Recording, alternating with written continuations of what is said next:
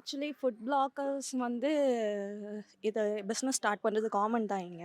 But இந்த pricing பத்தி பார்க்கணும் அப்டின்னா, ப்ரைஸிங் ரொம்ப ஜாஸ்தியா இருக்கு எனக்கு தெரிஞ்சு. யூசுவலாவே மட்டன் பிரியாணி ஜாஸ்தியா தான் இருக்கும். பட் இது வந்து 3650ங்கிறது ரொம்ப ஓவர் ரேட்டடா இருக்கு. இன்னும் யாரும் டேஸ்ட் கூட பண்ணலன்னு நெனைக்கிறேன். ம்.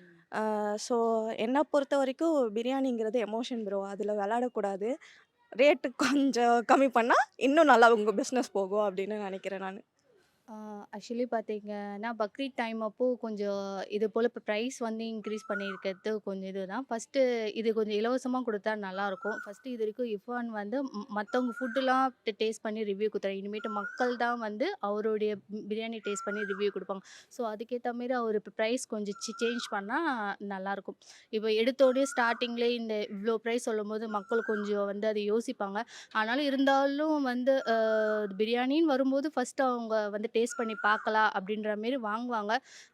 அப்படி பார்க்கும்போது இது கொஞ்சம் காஸ்ட் வைஸ் கொஞ்சம் அதிகமா தான் இருக்கு. ஸோ இதெல்லாம் வந்து கன்சிடர் பண்ணி இனிமேட்டும் கொஞ்சம் வந்து ரேட் அவரு வந்து ரெடியூஸ் பண்ணா நல்லாயிருக்கும்.